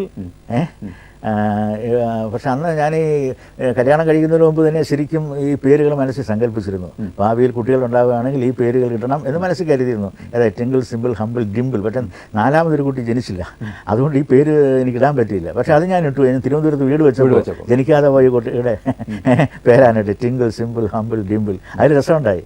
എൻ്റെ ഇളയ മകൻ മോഡൽ സ്കൂളിൽ പഠിച്ചിരുന്ന കാലത്ത് അവൻ്റെ ഹെഡ് മാസ്റ്റർ ഒരു ദിവസം എന്നെ വിളിപ്പിച്ചു. ഹെഡ് മാസ്റ്റർ വിളിക്കുന്നതായിട്ട് ഇപ്പം പേടിച്ചു പോയി. കാരണം സാറും ഹെഡ് മാസ്റ്റർ വിളിക്കാന്ന് പറഞ്ഞാൽ വഴക്ക് പറയാനൊക്കെ അല്ലേ. അപ്പോൾ ഇവനെ വിളിപ്പിച്ചു. ഹെഡ് മാസ്റ്റർ ഒരു വലിയ ഗൗരവത്തോട് ചോദിച്ചാ, കേട്ടോ നേരാണോ നിൻ്റെ വീട്ടിലെ പേരുകൾ എങ്ങനെയൊക്കെയാണോ? Tinkle, Simple, Humble, Dimple. അവൻ പറഞ്ഞു, സാറേ അച്ഛൻ ഞങ്ങളോട് ചോദിച്ചുകൊണ്ടല്ല പേരിട്ടത്. ഹെഡ് മാസ്റ്റർ വളരെ സരസനായിരുന്നു. കൊള്ളാമല്ലോ നിൻ്റെ അച്ഛൻ, നല്ല സഹൃദയനാണല്ലോ. Tinkle, Simple, Humble, Dimple. നിൻ്റെ അച്ഛൻ്റെ പേരപ്പം ബമ്പിൾ എന്നായിരിക്കും അല്ലേ? അങ്ങനെ ഒരു അനുഭവം ഉണ്ടായി. താങ്കൾ അതുപോലെ തന്നെ ഈ പാരഡിയിൽ വരുമ്പോഴേ ഈ പഴയ സിനിമകളിൽ നിന്നുള്ള പിന്നെ ഗാനങ്ങളാണല്ലോ കൂടുതലും എടുക്കുന്നത് അല്ലേ? അങ്ങനെ പറയാൻ പറ്റത്തില്ല. പുതിയ സിനിമകളും പക്ഷെ അപൂർവമാണല്ലോ എടുക്കുന്നത്. പക്ഷെ പുതിയ തലമുറയിലെ അവർ കുട്ടികൾ തന്നെ പാട്ട് കേൾക്കുന്നത് പുതിയ പാട്ടുകൾ മാത്രമേ ഉള്ളൂ, പഴയ ഗാനങ്ങൾ കേൾക്കുന്നില്ല. ഇല്ല, അങ്ങനെ പറയാൻ പറ്റില്ല. കാര്യം എന്താ അറിയാമോ, നമ്മുടെ ഗാനമേളകൾ തന്നെ ശ്രദ്ധിച്ചോളൂ. ഇപ്പോഴും പഴയ പാട്ടുകളുടെ ആ ഒരു പ്രാധാന്യം ഇപ്പോഴും ഗാനമേളയിൽ പോയിട്ടില്ല. ഇന്നും ചെറുപ്പക്കാർ പോലും കൊച്ചുകുട്ടികൾ പോലും നമ്മുടെ ഈവൻ റിയാലിറ്റി ഷോയിൽ പോലും എത്രയോ പഴയ പാട്ടുകളാണ് സെലക്ട് ചെയ്ത് പാടുന്നത്. ഇപ്പോഴത്തെ പുതിയ പാട്ടുകൾ എന്ന് പറഞ്ഞാൽ പുതിയ പാട്ടുകൾ എന്ന് പറയുന്നത് അപ്പം തന്നെ കേട്ട് മറക്കുന്നതാണ്. അത് നമ്മുടെ ഇപ്പോൾ പാരഡി പാടുമ്പോൾ ഒരു പ്രത്യേകത എന്ന് പറയുന്നത് ഈ ആ തിരഞ്ഞെടുക്കുന്ന പാട്ടിൻ്റെ പ്രശസ്തി ഒരു വലിയ ഘടകമാണ്. അല്ലാണ്ട് ഇന്നലെ ഇറങ്ങിയ ഒരു പാട്ട് ഞാൻ പാരഡി എഴുതിയിട്ട് കാര്യമില്ല, അതാരും ശ്രദ്ധിക്കത്തില്ല.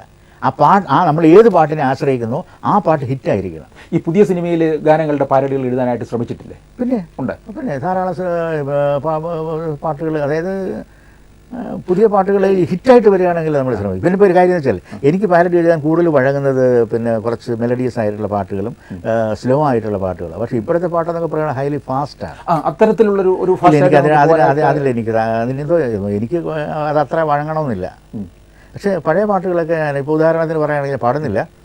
ഇപ്പോൾ പാടുന്നതിൽ കുഴപ്പമില്ല, അല്ല ഞാൻ പറയുന്നതിന് വരികളാണ് ഞാൻ പറഞ്ഞത്. എനിക്ക് ഇഷ്ടപ്പെട്ടൊരു വരികളാണ്.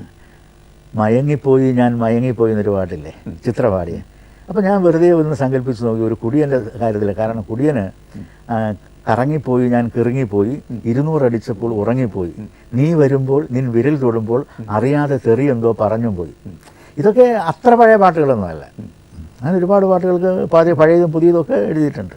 ഈ ഏത് ഗാനമായിരുന്നു താങ്കൾ ആദ്യമായിട്ട് പാരഡി എഴുതിയത്? അങ്ങനെ ഓർമ്മയുണ്ടോ? ഗാനത്തിനല്ല പാരഡി എഴുതിയത്. പാരഡി എഴുതിയത് ഈ നമ്മുടെ ഖണ്ഡകാവ്യങ്ങൾക്കൊക്കെ ആയിരുന്നു.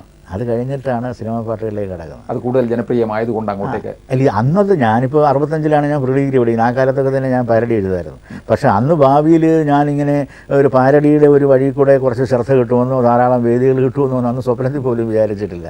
അന്നൊക്കെ എഴുതിയത് കുമാരനാശാൻ്റെ കരുണയുടെ പാരഡി, വൈലോപ്പള്ളിയുടെ മാമ്പഴത്തിൻ്റെ പാരഡി ഒക്കെ എനിക്കിപ്പോഴും ഓർമ്മയുണ്ട്.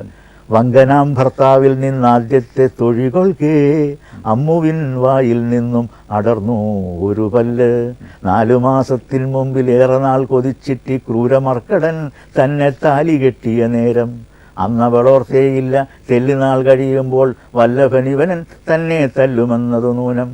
അങ്ങനെ അന്നത്തെ കാലം 16 വയസ്സിൽ നമ്മൾ വൈലോപ്പള്ളി, എപ്പോഴും പറഞ്ഞ് വെള്ളാപ്പള്ളി എന്നാണ് വിജയനാഥനെ കണ്ടപ്പോൾ കുട്ടികൾ തന്നെ മാറി പറയും അല്ലേ?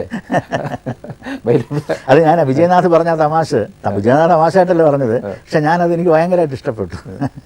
അത് അതായത് അന്ന് വിജയനാഥ് പറഞ്ഞ കാരണം ഇപ്പോഴത്തെ പരീക്ഷയുടെ മാർക്ക് വാല്യുവേഷനിൽ വന്നു കഴിഞ്ഞാൽ എന്തെങ്കിലും എഴുതിയാൽ മതി മാർക്ക് കിട്ടുന്നത്. മാമ്പഴം എഴുതിയത് ആരാണെന്നുള്ള ചോദ്യത്തിന് ഒരു പയ്യൻ എഴുതിയത് വെള്ളാപ്പള്ളി എന്ന് എഴുതി.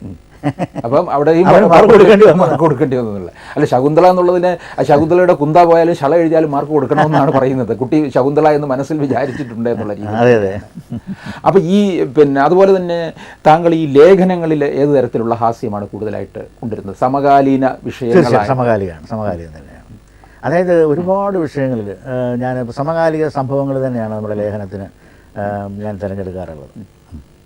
ഈ താങ്കൾ ഈ ചങ്ങമ്പുഴയുടെ രമണന് ഇംഗ്ലീഷിലേക്ക് രമണൻ ഇംഗ്ലീഷ് അത് വളരെ സൂപ്പർ ഹിറ്റായിരുന്നു. അത് ഒന്ന് ചൊല്ലാമോ? അതിൻ്റെ ഒരു പ്രത്യേകത എന്ന് പറയുന്നത് ഈ മലയാളം പാട്ട് എങ്ങനെ പാടാമോ അതേപോലെ ഇംഗ്ലീഷ് പാട്ട് പാടാം. ഈ അങ്ങനെയൊക്കെ ഉള്ളത് എടുത്ത് ഹാസ്യം കലർത്തി പാടുമ്പോൾ ചിലർക്ക് അതിനകത്ത് എതിർപ്പുണ്ടായിട്ടുണ്ട്. പ്രത്യേകിച്ച് വൈലോപ്പിള്ളിയുടെ മാമ്പഴം പോലുള്ള ഇത്തരത്തിൽ. അല്ല, മാമ്പഴം ഞാൻ അധികം വേദികളിൽ വന്നത് ഞാൻ ഈ കവിത എഴുതി തുടങ്ങിയ കാലത്ത് എഴുതിയതാണ്. പക്ഷേ രമണനൊക്കെ അതല്ല. രമണൻ ഭയങ്കര സൂപ്പർ ഹിറ്റാണ് ഇപ്പോഴും. ഞാൻ ഉദാഹരണത്തിന് ഞാൻ അമേരിക്കയിലെ ഫൊക്കാനയുടെ മീറ്റിങ്ങിന് പോകുമ്പോൾ എനിക്ക് 8 മിനിറ്റ് സമയമാണ് അനുവദിച്ചത്. അപ്പോൾ 8 മിനിറ്റ് എന്നെ ഇത്രയും പൈസ മുടക്കി അമേരിക്കയിൽ കൊണ്ടുപോയിട്ട് ഞാനവിടെ വന്നിട്ട് ഒരു ചലനം ഉണ്ടാക്കിയില്ലെങ്കിൽ അവർക്ക് എന്നോട് അത്ര ഒരു സ്നേഹം ഉണ്ടാവില്ല. അത് എന്നെ സംബന്ധിച്ചിടത്തോളം അതെനിക്ക് വലിയൊരു പ്രശ്നമായിരുന്നു. അപ്പോൾ ഞാൻ വിചാരിച്ചു എന്ത് ചെയ്താലാണ് എനിക്ക് 8 മിനിറ്റ് സമയം കൊണ്ട് ഈ ജനങ്ങളെ എനിക്ക് സന്തോഷിപ്പിക്കാൻ കഴിയുക. അതെൻ്റെ കാൽക്കുലേഷൻ വളരെ വിജയിച്ചു. അവിടെ ഞാൻ ഈ രമണനാണ് സെലക്ട് ചെയ്തത്. എന്തൊരു 14,000-ലധികം ആൾക്കാരുണ്ടായിരുന്നു. ഭയങ്കര കൈയടിയായിരുന്നു. പക്ഷേ ആ ഒരു അതിന് ശേഷം എൻ്റെ പ്രശസ്തി മൗത്ത് പബ്ലിസിറ്റി കൊണ്ട് അങ്ങ് വർദ്ധിച്ചു. പിന്നെ ഞാൻ അമേരിക്ക കഴിഞ്ഞ 2 ആഴ്ചക്കാലം ഒരു വലിയ ഒരു സെലിബ്രിറ്റി ആയിട്ട് അങ്ങ് മാറുകയായിരുന്നു. എത്രയോ വേദികൾ എന്നെ പിന്നെ അന്വേഷിച്ച് വന്നതെന്ന് അറിയാമോ? രമണൻ അത് അവിടെയാണ് ഫൊക്കാനയിൽ എല്ലാ ആൾക്കാരും ശ്രദ്ധിച്ചു ഇത്. അപ്പോൾ അതിൽ ചില പറയുന്നത് ഞാൻ പറഞ്ഞില്ലേ, മലയാളം പാട്ട് എങ്ങനെ പാടാമോ അതുപോലെ ഇംഗ്ലീഷ് പാട്ട് പാടാം. അതാണ് അതിൻ്റെ ഒരു പ്രത്യേകത. ഒരു നഴ്സറി കുട്ടിക്ക് പോലും മനസ്സിലാക്കാൻ കഴിയുന്ന അത്ര ലളിതമായിട്ടുള്ളൊരു ഇംഗ്ലീഷാണ്. അതാണ് അതിൻ്റെ ഏറ്റവും വലിയൊരു ഒരു കാനന ഛായയിലാടുമേക്കാൻ ഞാനും വരട്ടെയോ നിന്റെ കൂടെ, പാടില്ല പാടില്ല നമ്മെ നമ്മൾ പാടെ മറന്നൊന്നും ചെയ്തുകൂടാ. May I also come with you, my darling, in the shades of the forest worshipping. No, no, no, my dear, we shall not do anything by totally forgetting us. ഒന്നാവനത്തിലെ കാഴ്ച കാണാൻ എന്നെയും കൂടൊന്നു കൊണ്ടുപോകൂ, നിന്നെ ഒരിക്കൽ ഞാൻ കൊണ്ടുപോകാം. ഇന്നു വേണ്ടോ മലാളെ, will you please take me with you to forest in order to see those wonderful sights. I will be taking you one day, my girl, but not today, that I later decide. കേട്ടുന്നില്ല എൻ്റെ last line. ഭാവനാലോലനായേകനായി പോവുക പോവുക ജീവനാഥ, lonely and highly romantically, you may go super darling. അതായിരുന്നു അത്. താങ്കൾ ഇത് ഒരുപക്ഷെ മുഴുവൻ പരിഭാഷപ്പെടുത്തിയാൽ ഒരുപക്ഷെ ഈ പിന്നെ നമ്മൾ ഈ ഇംഗ്ലീഷ് മാത്രം പറഞ്ഞു നടക്കുന്ന മലയാളികൾക്ക് പക്ഷേ മുഴുവൻ പരിഭാഷപ്പെടുത്തിയിട്ടുണ്ട്. അതങ്ങനെ മാർക്കറ്റിൽ എത്തിച്ചിട്ടുണ്ടോ? ഇല്ല. അത് വേദികളിൽ മാത്രമാണ്. ഈ വേദികളിൽ ഇപ്പോൾ ഇത് മുഴുവൻ ചൊല്ലിക്കൊണ്ടിരിക്കാൻ പറ്റത്തില്ലല്ലോ. അതുകൊണ്ട് സെലക്ട് ചെയ്ത ഒരു 16 ലൈൻസാണ് ഞാൻ ഉപയോഗിക്കുന്നത്. അല്ലാണ്ട് ഇത് മുഴുവൻ ഉപയോഗിക്കാറില്ല. പിന്നെ ഇതിനകത്ത് മറ്റു ഭാഗങ്ങൾ ഇപ്പം വെള്ളി നക്ഷത്രമേ നിന്നെ നോക്കി തുള്ളി തുളുമ്പുക എന്നെ, ആ ഭാഗം ഞാൻ, പക്ഷെ എനിക്കത് കറക്റ്റായിട്ട് ഇപ്പോൾ മനസ്സിലേക്ക് വരുന്നില്ല. ഞാൻ അതെല്ലാം ട്രാൻസ്ലേറ്റ് ചെയ്തിട്ടുണ്ട്. ഇത് ഒരല്പം സഹൃദയത്വവും ഒരു ദൈവാനുഗ്രഹം ഉണ്ടെങ്കിൽ ഞാൻ ഒരുപാട് സിനിമാ പാട്ടുകൾ ഇങ്ങനെ ട്രാൻസ്ലേറ്റ് ചെയ്തിട്ടുണ്ട്. ഉദാഹരണത്തിന് താമസമെന്തേ വരുവാൻ, why you are so late, tell me, oh my darling, to come before me, why you are so late, tell me. ഇതൊക്കെ പിന്നെ അല്പം ബുദ്ധിമുട്ടിയാൽ ഒരുമാതിരിപ്പെട്ട എല്ലാ പാട്ടുകളെയും ഈ ഒരു ക്രാഫ്റ്റിൽ ഒതുക്കാൻ കഴിയുമെന്നാണ് എൻ്റെ വിശ്വാസം. ഈ സിനിമാ ഗാനങ്ങളിൽ താങ്കൾ പാരഡി എഴുതിയിൽ ഏറ്റവും കൂടുതൽ ഹിറ്റായിട്ടുള്ളത് ഏതാ? പാട്ട് പോലെ തന്നെ യഥാർത്ഥ പാട്ടിൻ്റെ അത്രയും ഹിറ്റ് ഏറ്റവും കൂടുതൽ ഹിറ്റായത് ശമ്പളപ്പൊതി എന്നുള്ള പാട്ടാണ്. അത് ആക്ച്വലി ഒരു മൗലിക കവിത തന്നെയാണ്. അതൊരു പാരഡിയാണെന്ന് പറയാൻ പറ്റില്ല. പക്ഷേ അത് ഒരു ഈ എണ്ണിച്ചുട്ടപ്പം പോലെ കിട്ടുന്ന ശമ്പളം കൊണ്ട് ജീവിക്കാൻ പ്രയാസപ്പെടുന്ന ഒരു ഗവൺമെൻറ് ഉദ്യോഗസ്ഥൻ്റെ ഒരു ദയനീയതയാണ്. അത് സൂപ്പർ ഹിറ്റായിരുന്നു. ഞാനത് ദൂരദർശനിൽ തന്നെ ഇപ്പോൾ അശോകൻ്റെ കൂടെ സംഗീതിക എന്നുള്ള അത് ചെയ്തപ്പോൾ അത് പാടി. അല്ലാണ്ട് ഞാനും സുകുമാർ സാറും കൂടെ 21 കൊല്ലം മുമ്പ് 1991 ഞങ്ങൾ ദൂരദർശനിൽ സുകുമാർ സാറിൻ്റെ കൂടെ ഹമ്മിങ് എടുത്തു. ഞാൻ ഈ പാട്ട് പാടി. അത് തന്നെയാണ് എൻ്റെ പാരഡി ജീവിതത്തിലെ ഏറ്റവും സൂപ്പർ ഹിറ്റ് ഗാനം. അത് തന്നെയാണ്. ശമ്പളപ്പൊതി തുറന്നെണ്ണി നോക്കവേ തെല്ലു പരിഭവം കാട്ടി നിന്നു ശ്രീമതി, സാരമില്ല ഞാനോതി നീ ക്ഷമിക്കുമോ, സാരി ഞാൻ അടുത്ത മാസം വാങ്ങി നൽകിടാം. ഇപ്രകാരമാണെങ്കിൽ എങ്ങനങ്ങയെ വിശ്വസിച്ചിടും ഭാര്യ ചൊല്ലീ വിധം. ആകെ സങ്കടം എൻ്റെ കാര്യമോർക്കവേ, കാശു വേണ്ടയോ ഏത് കാര്യമാകിലും. ശമ്പളപ്പൊതി തുറന്നെണ്ണി നോക്കവേ, തെല്ലു പരിഭവം കാട്ടി നിന്നു ശ്രീമതി. പെൻഷനായിടാൻ 2 വർഷമുണ്ടിനി, പെൺകുട്ടിയൊന്നിനെ അയച്ചിടണം. ലോണെടുത്തതിൻ കടം ബാക്കിയുണ്ടിനി, വൈഫിൻ്റെ സ്വർണം മുഴുക്ക വിറ്റു. 4 ആളറിയേ മാന്യമായി ഒന്നു ജീവിക്കുവാൻ വേണ്ടിയാണിതെല്ലാം. അതിനാൽ പതിവായി പലരോടും കടം വാങ്ങുമെൻ്റെ ശമ്പളപ്പൊതി തുറന്നെണ്ണി നോക്കവേ, തെല്ലു പരിഭവം കാട്ടി നിന്നു ശ്രീമതി. അതാണ് പാട്ട്. ഈ കാസർഗോഡും പത്തനംതിട്ടയിലും താങ്കൾ മുൻ കളക്ടറായിരുന്നു.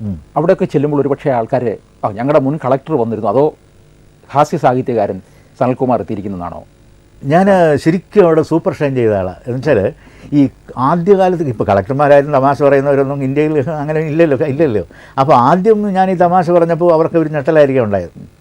പക്ഷെ അതിനുശേഷം ഞാനവിടെ ഞാനവിടെ നടത്തിയ വികസന പ്രവർത്തനങ്ങളോ മറ്റു കാര്യങ്ങളോ ഒന്നും അല്ല ജനം എന്നെ ഇഷ്ടപ്പെടാനുള്ള പ്രധാനപ്പെട്ട കാരണം. ഞാൻ ആ കളക്ടർ എന്നുള്ള ഒരു സങ്കല്പത്തെ ഞാൻ ഒരുപാട് മാറ്റം വരുത്തി. ഈ കളക്ടർ എന്ന് പറയുന്ന ആ ഒരു ബിംബമുണ്ടല്ലോ, അതിനെ ഞാൻ വളരെ ജനകീയവൽക്കരിച്ചു. അതുകൊണ്ട് ഇപ്പോൾ ഉദാഹരണത്തിന് ഞാൻ ഓർമ്മയുണ്ട്, കാസർഗോഡ് ഞാൻ ആ കിഴക്കൻ പ്രദേശങ്ങളിലൊക്കെ എൻ്റെ പ്രസംഗം കേൾക്കാൻ വേണ്ടി സാംബശിവൻ്റെ കഥാപ്രസംഗം കേൾക്കാൻ ആൾക്കാർ തടിച്ചുകൂടിയിരുന്നില്ലേ, അതിനെ അനുസ്മരിപ്പിക്കുന്ന രീതിയിൽ ആൾക്കാരുടെ ഒരു ഒഴുക്കായിരുന്നു. ഈ പത്തനംതിട്ട അതുപോലെ തന്നെ. ഞാൻ പത്തനംതിട്ട ഒരു 9 മാസം ഉണ്ടായിരുന്നുള്ളൂ. എങ്കിലും ആ 9 മാസം കൊണ്ട് ജനങ്ങൾക്കിടയിൽ നമ്മളൊരു വലിയ ഒരു ഫിഗറായിട്ട് മാറാൻ സാധിച്ചു. പ്രധാനമായിട്ട് എന്നെ സഹായിച്ചത് എൻ്റെ സംസാരിക്കാനുള്ള കഴിവും പാട്ട് പാടാനുള്ള കഴിവും ഈ തമാശയിൽ കൂടെ തന്നെയാണ് ജനങ്ങളെ ഞാൻ കയ്യിലെടുത്തത്. ഈ രാഷ്ട്രീയക്കാരുടെ പ്രസംഗ ശൈലികളെ ഒന്നും താങ്കൾ ഹാസ്യത്തിന് വിധേയമാക്കിയിട്ടില്ലേ? രാഷ്ട്രീയക്കാരുടെ മാത്രമല്ല, നമ്മുടെ സമൂഹത്തിൻ്റെ സമസ്ത മേഖലയിൽ എവിടെയൊക്കെ വിഘടത്തങ്ങളുണ്ടോ ആ വിഘടത്തങ്ങളെയാണ് നമ്മൾ തമാശയ്ക്ക് വേണ്ടി ഉപയോഗിക്കുന്നത്. അങ്ങനെ പരിഹസിക്കാൻ പറ്റിയ ഒരു രാഷ്ട്രീയ നേതാവ് താങ്കൾക്ക് ഏതായിരുന്നു? അത് പരിഹാസം, അതിൽ സർഗാത്മക പരിഹാസമാണ്. അത് ആക്ച്വലി ഒരു ഇംഗ്ലീഷ് ത്രെഡാണ്, ഞാനത് മലയാളത്തിലേക്ക് മാറ്റിയതാണ്. ഉദാഹരണത്തിന് പറയാലോ, ഈ കഥയിലെ പ്രധാന കഥാപാത്രം മറ്റാരുമല്ല, നമ്മുടെ മുൻ മുഖ്യമന്ത്രിയും ഇപ്പോഴത്തെ പ്രതിപക്ഷ നേതാവുമായ VS അച്യുതാനന്ദനാണ്. അച്യുതാനന്ദന് മുടി വെട്ടാനായിട്ട് ക്ലിഫ് ഹൗസിൽ ഒരു ബാർബർ വരുന്നിടത്താണ് ഇതിൻ്റെ തുടക്കം. ബാർബർ മുടി വെട്ടുന്നു. ബാർബർ ഒരു സാധാരണ ബാർബറാണ്, ഇദ്ദേഹം മുഖ്യമന്ത്രിയാണ്. പക്ഷേ ഈ ബാർബർ അതൊക്കെ മറന്നുകൊണ്ട് മുഖ്യമന്ത്രിയോട് വളരെ സാധാരണമായിട്ട് ചില ലോഹ്യങ്ങൾ ചോദിക്കുകയാണ്. ആദ്യത്തെ ലോഹ്യം ഇതാണ്, സഖാബ് പിണറായി ആയിട്ടുള്ള റിലേഷൻ എങ്ങനെയാണ്? അച്യുതാനന്ദന് ആ ചോദ്യം ഇഷ്ടപ്പെട്ടില്ല. ഒന്ന് സൂക്ഷിച്ചു നോക്കി, നീ ഇങ്ങനെയുള്ള ചോദ്യങ്ങളൊന്നും ചോദിക്കേണ്ട, അതാണ് ആ നോട്ടത്തിൻ്റെ അർത്ഥം. കുറേ നേരം അയാൾ മിണ്ടാതിരുന്നു. 5 മിനിറ്റ് കഴിഞ്ഞപ്പോൾ അതും മറന്നു പോയിട്ട് വീണ്ടും അടുത്ത ചോദ്യം, സഖാബ് കണ്ടൽ പറക്ക് കൂട്ടിയല്ലോ, എന്താണ് പിണറായിയുടെ നിലപാടെന്ന്? അച്യുതാനന്ദന് വീണ്ടും ദേഷ്യം വന്നു. സൂക്ഷിച്ച് പറഞ്ഞു, മര്യാദയ്ക്ക് ഇരുന്ന് മുടി വെട്ടിക്കോ, അല്ലെങ്കിൽ നിന്നെ ഇപ്പോൾ പിടിച്ച് പുറത്തിറക്കി വിടും, ഇനി മേലും വേണ്ടി പോരുമെന്ന് പറഞ്ഞു. 5 മിനിറ്റ് കഴിഞ്ഞപ്പോൾ ഇയാൾ ഈ കാര്യം മറന്നു പോയിട്ട് വീണ്ടും അടുത്ത ലോഹ്യം, ഈ ഐസ്ക്രീം പാർലർ പ്രശ്നത്തിൽ എന്താണ് പിണറായിയുടെ നിലപാടെന്ന്? അച്യുതാനന്ദൻ്റെ സകല ക്ഷമയും കെട്ടു. ഇവനെ പിടിച്ച് പുറത്തിറക്കാൻ പറഞ്ഞു. അംഗരക്ഷകർ വന്ന് പിടിച്ച് പുറത്തിറക്കാൻ തുടങ്ങിയപ്പോൾ അച്യുതാനന്ദൻ അല്പം സെൻറ്റിമെൻറ്റ്സ് വന്നിട്ട് പറഞ്ഞു, എടാ എനിക്കറിയാൻ മേലായിട്ട് ചോദിക്കുക, കുറേ നേരമായല്ലോ നീ, എടാ ഇതൊക്കെ അറിഞ്ഞിട്ട് നിനക്ക് എന്ത് വേണം? ഈ ചോദ്യത്തിന് ബാർബർ മറുപടി പറയുന്നതാണ് ഈ തമാശയുടെ പഞ്ച്. ബാർബർ പറയുകയാണ്, ഇതൊന്നും അറിഞ്ഞിട്ട് എനിക്കൊന്നുമില്ല സഖാവേ, പക്ഷേ ഈ പിണറായി എന്നുള്ള പേര് കേൾക്കുമ്പം അങ്ങയുടെ തലയിലെ മുടി എഴുന്നേറ്റ് ത്രസിച്ച് നിൽക്കും, അപ്പോൾ വെട്ടാൻ എളുപ്പമാണ്. ഇത്തരത്തിലുള്ള തമാശ താങ്കൾ പുറപ്പെടുവിച്ചത് VS അറിഞ്ഞിട്ടുണ്ടോ? തീർച്ചയായിട്ടും. കാരണം ഈ ചിരിമധുരം മാസികയിൽ ഇത് വന്നു. എന്നോട് അതിൻ്റെ പത്രാധിപർ പറഞ്ഞത് അദ്ദേഹം ആ മാസിക അച്യുതാനന്ദനെ വായിക്കാൻ കൊടുത്തു, അദ്ദേഹം വായിച്ചു എന്നാണ് പറഞ്ഞത്. VS ഒരു പക്ഷേ ചിരിക്കുന്നത് വളരെ കുറവാണ്. അങ്ങനെ പറയാൻ പറ്റില്ല. കാരണം ഈയിടെ ഞാനത് പറയാൻ കാര്യം, ലോ കോളേജിൽ ഈ അച്യുതാനന്ദനായിരുന്നു യൂണിയൻ ഉദ്ഘാടനം, SFIയുടെ യൂണിയൻ ഉദ്ഘാടനം. ഞാൻ പഴയ SFIയുടെ ചെയർമാനാണ്. അതുകൊണ്ട് എന്നെയാണ് അവർ ആർട്സ് ക്ലബ്ബ് ഉദ്ഘാടനത്തിന് വിളിച്ചത്. ഞാൻ 7 മിനിറ്റേ സംസാരിച്ചുള്ളൂ. കാരണം അച്യുതാനന്ദനുള്ളൊരു വേദിയിൽ ഒരുപാട് സംസാരിക്കുന്നത് ഔചിത്യമല്ലല്ലോ. പക്ഷേ ആ 7 മിനിറ്റും അതിൻ്റെ ഫോട്ടോ എൻ്റെ കയ്യിലുണ്ട്. അദ്ദേഹം നന്നായിട്ട് അങ്ങ് ചിരിക്കുകയായിരുന്നു. അപ്പോൾ ചിരിക്കുന്ന ആൾ തന്നെയാണെന്നുള്ള കാര്യം എനിക്ക് മനസ്സിലായി. വേണമെങ്കിൽ അദ്ദേഹത്തിന് മുഖം വീർപ്പിച്ചിരുന്നുള്ളൂ. പക്ഷേ അത് ഹൃദയം തുറന്ന് ചിരിക്കുകയായിരുന്നു. അപ്പോൾ താങ്കൾ ശരിക്കുള്ള ഹാസ്യം കണ്ടെത്തുന്നു എന്നുള്ളതാണ്. മറ്റുള്ളവർ ചിരിക്കത്തില്ല എന്ന് പറയുന്ന മനുഷ്യർ അല്ല, ഹാസ്യം ഉണ്ട് എന്നുള്ളത് അതായത് ഞാൻ ഏറ്റവും സമകാലിക ഉദാഹരണത്തിന് ഇപ്പോൾ സന്തോഷ് പണ്ഡിറ്റാണല്ലോ ഏറ്റവും വലിയൊരു കഥാപാത്രം. കോളേജുകളിൽ അതുകൊണ്ട് സന്തോഷ് പണ്ഡിറ്റുമായിട്ട് ബന്ധപ്പെട്ട് അസോസിയേറ്റ് ചെയ്ത് എന്തെങ്കിലും പറഞ്ഞാൽ അതിന് എഫക്റ്റ് ഉണ്ടാകുമെന്ന് ഞാൻ മുൻകൂട്ടി കണ്ടിട്ടുണ്ട്. ഞാൻ ലോ കോളേജിലും ഇത് തന്നെയാണ് ഞാൻ അഡോപ്റ്റ് ചെയ്തത്. സന്തോഷ് പണ്ഡിറ്റിൻ്റെ ഒരു പാട്ടിൻ്റെ പാരഡി, സന്തോഷ് പണ്ഡിറ്റിൻ്റെ പാട്ടിൻ്റെ പാരഡി ചെയ്തിട്ടുള്ള ഏക വ്യക്തി ഞാൻ തന്നെയായിരിക്കും. ഹാസ്യം എവിടെ എങ്ങനെ പ്രയോഗിക്കണം എന്ന് ശ്രീ PC സനൽകുമാറിന് അറിയാം. വിദ്യാർപ്പണം പാത്രം അറിഞ്ഞു തന്നെയാണ് അദ്ദേഹം പ്രയോഗിക്കുന്നത്. ഹാസ്യത്തിൻ്റെ ഉള്ളു തുറന്നതിന് വളരെ നന്ദി. കാനന ഛായയിലാടുമേക്കാൻ ഞാനും വരട്ടെയോ നിന്റെ കൂടെ. പാടില്ല പാടില്ല നമ്മെ നമ്മൾ പാടെ മറന്നൊന്നും ചെയ്തുകൂടാ. May I also come with you, my darling, in the shades of the forest.